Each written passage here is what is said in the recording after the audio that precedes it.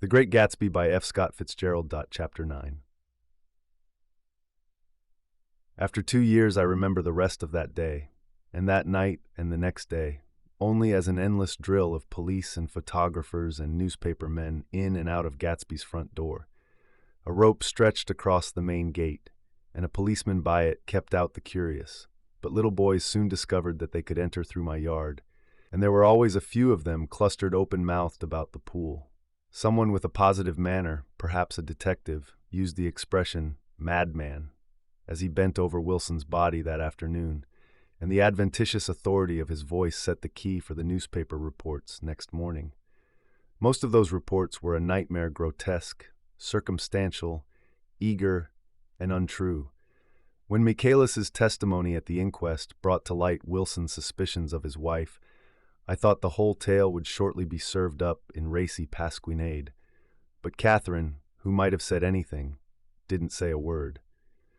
She showed a surprising amount of character about it, too, looked at the coroner with determined eyes under that corrected brow of hers, and swore that her sister had never seen Gatsby, that her sister was completely happy with her husband, that her sister had been into no mischief whatever. She convinced herself of it, and cried into her handkerchief, as if the very suggestion was more than she could endure. So Wilson was reduced to a man deranged by grief, in order that the case might remain in its simplest form, and it rested there. But all this part of it seemed remote and unessential. I found myself on Gatsby's side, and alone. From the moment I telephoned news of the catastrophe to West Egg Village, every surmise about him and every practical question was referred to me. At first I was surprised and confused. Then, as he lay in his house and didn't move or breathe or speak, hour upon hour it grew upon me that I was responsible, because no one else was interested. Interested, I mean, with that intense personal interest to which everyone has some vague right at the end. I called up Daisy half an hour after we found him, called her instinctively and without hesitation, but she and Tom had gone away early that afternoon and taken baggage with them. Left no address? No. Say when they'd be back? No. Any idea where they are? How I could reach them? I don't know, can't say. I wanted to get somebody for him. I wanted to go into the room where he lay and reassure him. I'll get somebody for you, Gatsby. Don't worry, just trust me and I'll get somebody for you. Meyer Wolfsheim's name wasn't in the phone book. The butler gave me his office address on Broadway, and I called information, but by the time I had the number it was long after 5, and no one answered the phone. Will you ring again? I've rung them 3 times. It's very important. Sorry, I'm afraid no one's there. I went back to the drawing room and thought for an instant that they were chance visitors, all these official people who suddenly filled it. But, as they drew back the sheet and looked at Gatsby with unmoved eyes, his protest continued in my brain. Look here, old sport, you've got to get somebody for me. You've got to try hard. I can't go through this alone. Someone started to ask me questions, but I broke away and going upstairs looked hastily through the unlocked parts of his desk. He'd never told me definitely that his parents were dead, but there was nothing, only the picture of Dan Cody, a token of forgotten violence, staring down from the wall. Next morning I sent the butler to New York with a letter to Wolfsheim, which asked for information and urged him to come out on the next train. That request seemed superfluous when I wrote it. I was sure he'd start when he saw the newspapers, just as I was sure there'd be a wire from Daisy before noon. But neither a wire nor Mr. Wolfsheim arrived. No one arrived except more police and photographers and newspaper men. When the butler brought back Wolfsheim's answer, I began to have a feeling of defiance, of scornful solidarity between Gatsby and me against them all. Dear Mr. Carraway, this has been one of the most terrible shocks of my life. To me, I hardly can believe it that it is true at all. Such a medactus that man did should make use all think. I cannot come down now, as I am tied up in some very important business and cannot get mixed up in this thing now. If there's anything I can do a little later, let me know in a letter by Edgar. I hardly know where I am when I hear about a thing like this and am completely knocked down and out. Yours truly, Meyer Wolfsheim, and then hast I, beneath, let me know about the funeral, etc. Do not know his family at all. When the phone rang that afternoon and long distance said Chicago was calling, I thought this would be Daisy at last. but the connection came through as a man's voice, very thin and far away. "This is Slagle speaking." Yes, the name was unfamiliar. "Hell of a note, isn't it? Get my wire?" "There haven't been any wires. Young Park's in trouble," he said rapidly. They picked him up when he handed the bonds over the counter. They got a circular from New York, giving him the numbers just 5 minutes before. "What you know about that, hey? You never can tell in these hick towns." "Hello," I interrupted breathlessly. "Look here. This isn't Mr. Gatsby. Mr. Gatsby's dead." There was a long silence on the other end of the wire, followed by an exclamation. Then a quick squawk as the connection was broken. I think it was on the third day that a telegram signed Henry C. Gatz arrived from a town in Minnesota. It said only that the sender was leaving immediately and to postpone the funeral until he came. It was Gatsby's father, a solemn old man, very helpless and dismayed, bundled up in a long, cheap ulster against the warm September day. His eyes leaked continuously with excitement, and when I took the bag and umbrella from his hands, he began to pull so incessantly at his sparse gray beard that I had difficulty in getting off his coat. He was on the point of collapse, so I took him into the music room and made him sit down while I sent for something to eat. But he wouldn't eat, and the glass of milk spilled from his trembling hand. "I saw it in the Chicago newspaper," he said. "It was all in the Chicago newspaper. I started right away. I didn't know how to reach you." His eyes, seeing nothing, moved ceaselessly about the room. "It was a madman," he said. "He must have been mad." "Wouldn't you like some coffee?" I urged him. "I don't want anything. I'm all right now, Mr. Carraway." "Well, I'm all right now. Where have they got Jimmy?" I took him into the drawing room where his son lay and left him there. Some little boys had come up on the steps and were looking into the hall. When I told them who had arrived, they went reluctantly away. After a little while, Mr. Gatz opened the door and came out, his mouth ajar, his face flushed slightly, his eyes leaking isolated and unpunctual tears. He had reached an age where death no longer has the quality of ghastly surprise, and when he looked around him now for the first time and saw the height and splendor of the hall and the great rooms opening out from it into other rooms, his grief began to be mixed with an awed pride. I helped him to a bedroom upstairs.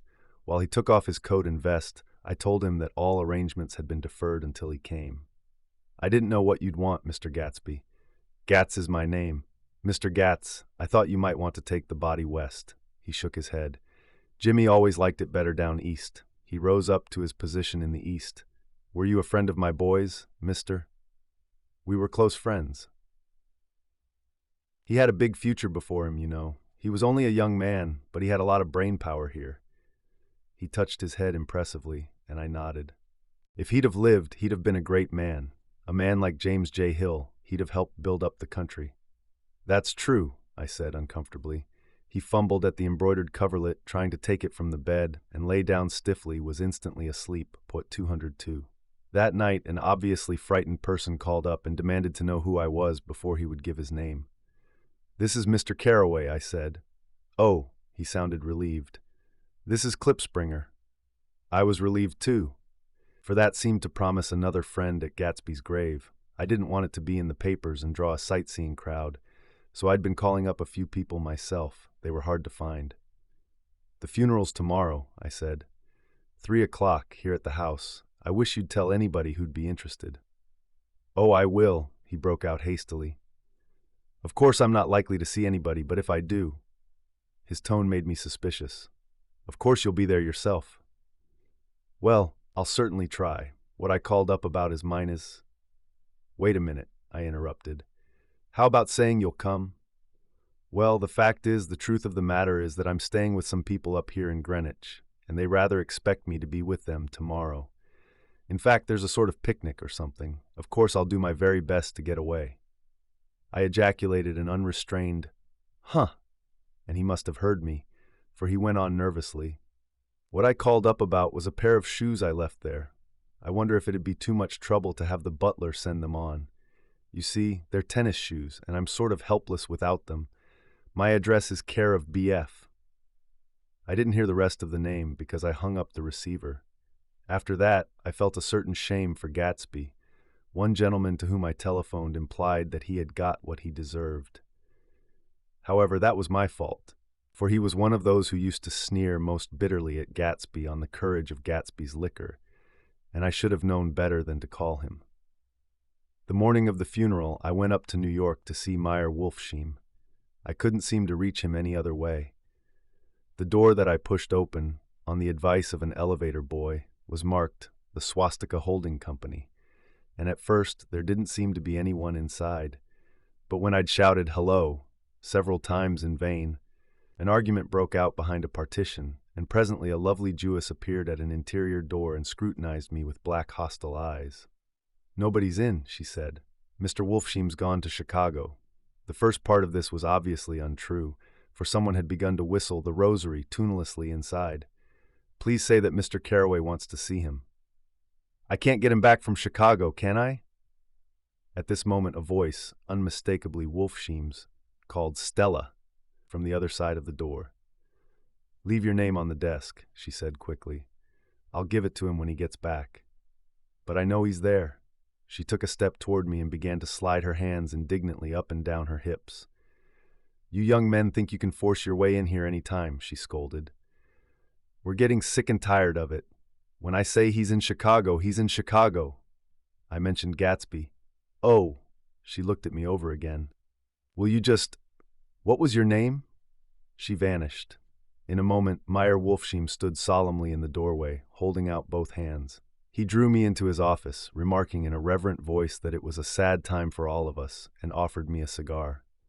"My memory goes back to when I first met him," he said. "A young major just out of the army and covered over with medals he got in the war. He was so hard up he had to keep on wearing his uniform because he couldn't buy some regular clothes. First time I saw him was when he come into Weinbrenner's pool room at 43rd Street and asked for a job. He hadn't eat anything for a couple of days. 'Come on, have some lunch with me,' I said. He ate more than $4 worth of food in half an hour. 'Did you start him in business?' I inquired. 'Start him, I made him.' 'Oh.' I raised him up out of nothing, right out of the gutter. I saw right away he was a fine-appearing, gentlemanly young man, and when he told me he was an Oxford, I knew I could use him good. I got him to join up in the American Legion, and he used to stand high there. Right off he did some work for a client of mine up to Albany. We were so thick like that in everything." He held up two bulbous fingers. "Always together." I wondered if this partnership had included the World Series transaction in 1919. "Now he's dead," I said after a moment. "You were his closest friend, so I know you'll want to come to his funeral this afternoon." "I'd like to come." "Well, come then." The hair in his nostrils quivered slightly, and as he shook his head, his eyes filled with tears. "I can't do it. I can't get mixed up in it," he said. "There's nothing to get mixed up in. It's all over now. When a man gets killed, I never like to get mixed up in it in any way. I keep out. When I was a young man, it was different. If a friend of mine died, no matter how, I stuck with them to the end. You may think that's sentimental, but I mean it to the bitter end." I saw that, for some reason of his own, he was determined not to come, so I stood up. "Are you a college man?" he inquired suddenly.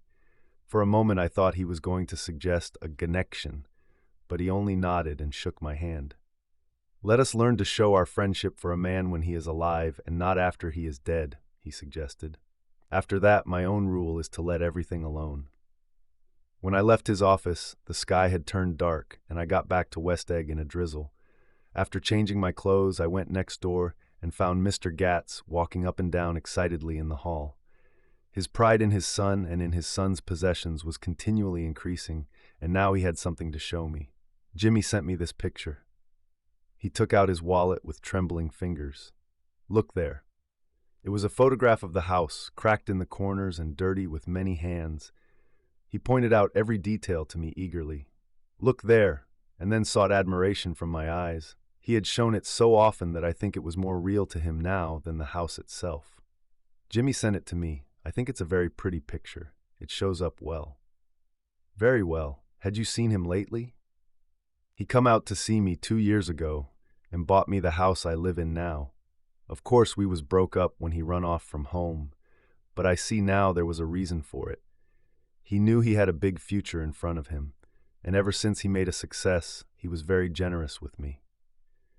He seemed reluctant to put away the picture, held it for another minute, lingeringly, before my eyes. Then he returned the wallet and pulled from his pocket a ragged old copy of a book called Hopalong Cassidy. "Look here, this is a book he had when he was a boy. It just shows you." He opened it at the back cover and turned it around for me to see. On the last flyleaf was printed the word schedule and the date September 12th, 1906, and underneath, rise from bed, rights front 6:0 a.m., dumbbell exercise and wall scaling, 6.5 minus 6.30, study electricity, etc. 7:15, 8:15 work, 8:30 to 4:30, p.m. baseball and sports, 4:30 to 5, practice elocution, poise, and how to attain it, 5 near my 6th, study needed inventions, 7/9, general resolves. No wasting time at shafters or a name indecipherable. No more smoking or chewing.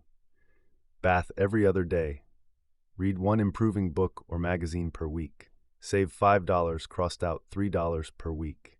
Be better to parents. I come across this book by accident, said the old man. It just shows you, don't it? It just shows you. Jimmy was bound to get ahead. He always had some resolves like this or something. Do you notice what he's got about improving his mind? He was always great for that.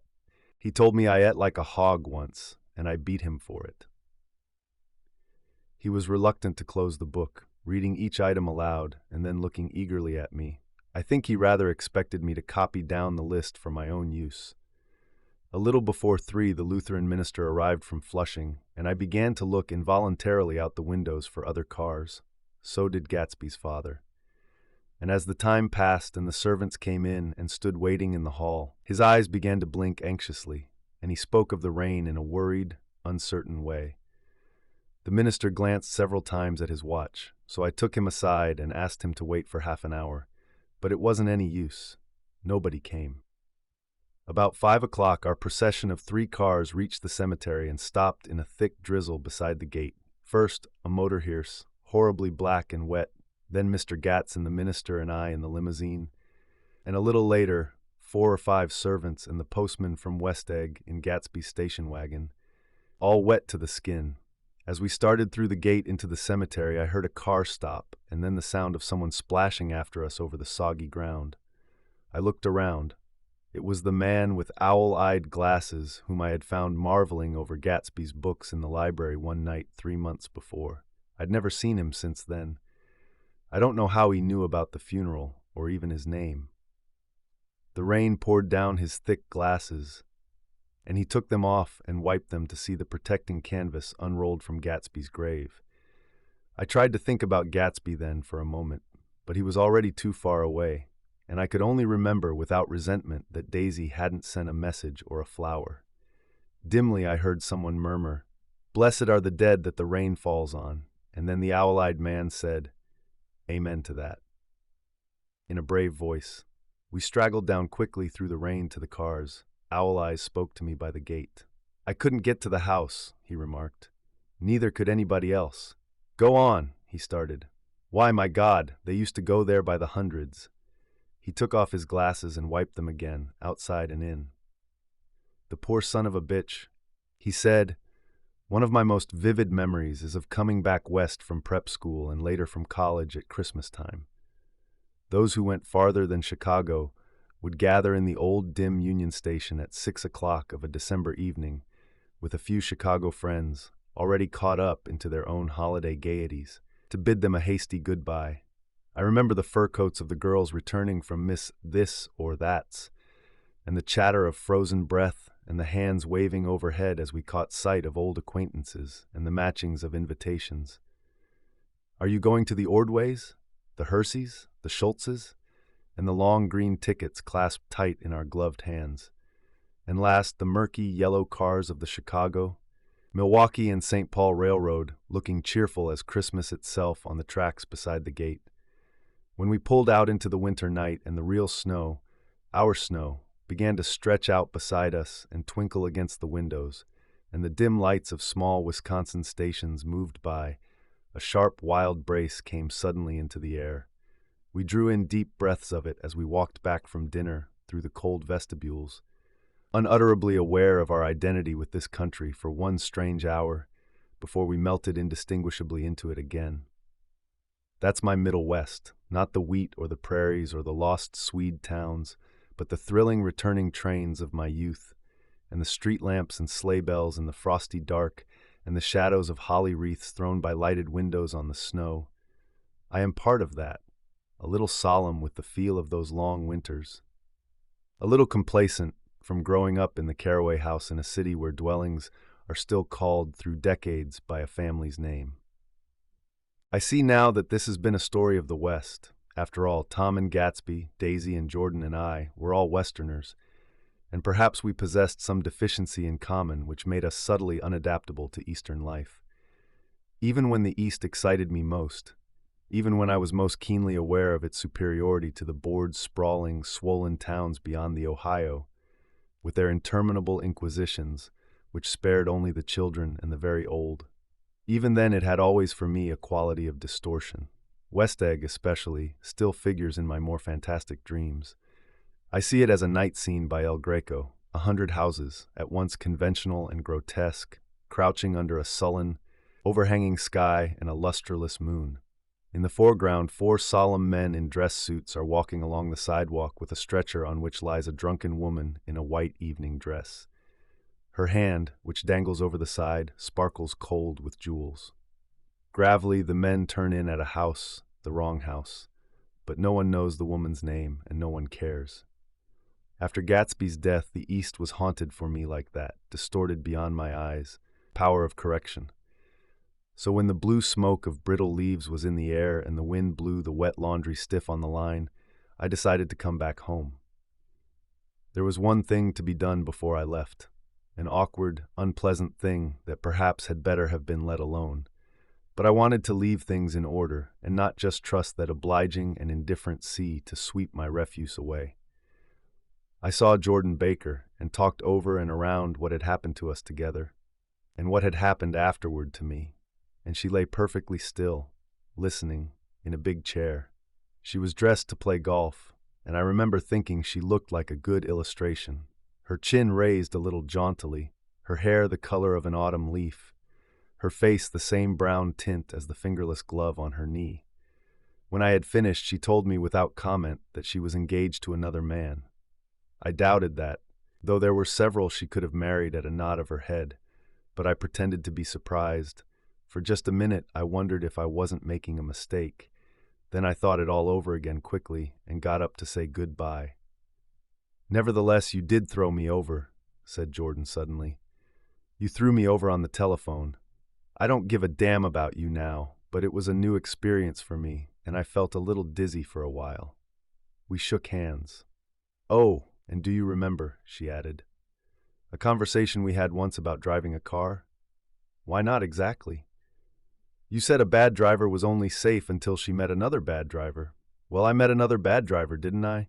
I mean, it was careless of me to make such a wrong guess. I thought you were rather an honest, straightforward person. I thought it was your secret pride." "I'm 30, I said. "I'm 5 years too old to lie to myself and call it honor." She didn't answer. Angry and half in love with her, and tremendously sorry, I turned away. One afternoon late in October, I saw Tom Buchanan. He was walking ahead of me along Fifth Avenue in his alert, aggressive way, his hands out a little from his body as if to fight off interference, his head moving sharply here and there, adapting itself to his restless eyes. Just as I slowed up to avoid overtaking him, he stopped and began frowning into the windows of a jewelry store. Suddenly he saw me and walked back, holding out his hand. "What's the matter, Nick? Do you object to shaking hands with me?" "Yes, you know what I think of you." "You're crazy, Nick," he said quickly.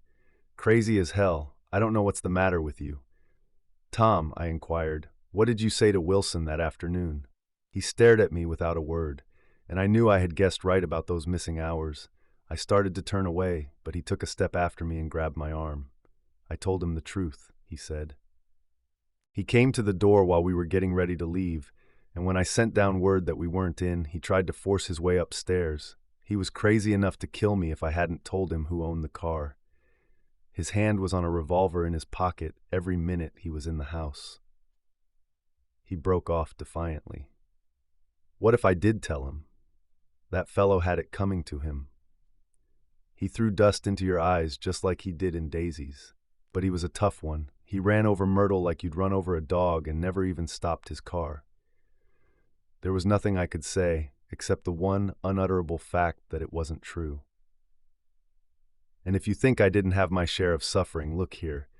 When I went to give up that flat and saw that damn box of dog biscuits sitting there on the sideboard, I sat down and cried like a baby. By God, it was awful. I couldn't forgive him or like him, but I saw that what he had done was, to him, entirely justified. It was all very careless and confused. They were careless people. Tom and Daisy, they smashed up things and creatures, and then retreated back into their money or their vast carelessness, or whatever it was that kept them together, and let other people clean up the mess they had made. I shook hands with him. It seemed silly not to, for I felt suddenly as though I were talking to a child. Then he went into the jewelry store to buy a pearl necklace, or perhaps only a pair of cuff buttons, rid of my provincial squeamishness forever. Gatsby's house was still empty when I left. The grass on his lawn had grown as long as mine. One of the taxi drivers in the village never took a fare past the entrance gate without stopping for a minute and pointing inside.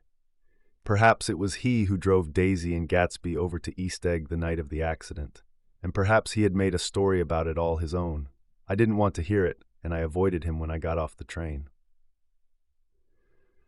I spent my Saturday nights in New York because those gleaming, dazzling parties of his were with me so vividly that I could still hear the music and the laughter, faint and incessant, from his garden, and the cars going up and down his drive. One night I did hear a material car there, and saw its light stop at his front steps, but I didn't investigate. Probably it was some final guest who had been away at the ends of the earth and didn't know that the party was over. On the last night, with my trunk packed and my car sold to the grocer, I went over and looked at that huge, incoherent failure of a house once more. On the white steps, an obscene word, scrawled by some boy with a piece of brick, stood out clearly in the moonlight, and I erased it, drawing my shoe raspingly along the stone. Then I wandered down to the beach and sprawled out on the sand. Most of the big shore places were closed now, and there were hardly any lights except the shadowy, moving glow of a ferry boat across the sound, and as the moon rose higher, the inessential houses began to melt away, until gradually I became aware of the old island here that flowered once for Dutch sailors' eyes, a fresh, green breast of the New World. Its vanished trees, the trees that had made way for Gatsby's house, had once pandered in whispers to the last and greatest of all human dreams. For a transitory, enchanted moment, man must have held his breath in the presence of this continent, compelled into an aesthetic contemplation he neither understood nor desired, face to face, for the last time in history, with something commensurate to his capacity for wonder. And as I sat there brooding on the old unknown world, I thought of Gatsby's wonder when he first picked out the green light at the end of Daisy's dock. He had come a long way to this blue lawn, and his dream must have seemed so close that he could hardly fail to grasp it. He did not know that it was already behind him, somewhere back in that vast obscurity beyond the city, where the dark fields of the Republic rolled on under the night. Gatsby believed in the green light, the orgastic future that year by year recedes before us. It eluded us then, but that's no matter. Tomorrow we will run faster, stretch out our arms farther, and one fine morning, so we beat on, boats against the current, borne back ceaselessly into the past.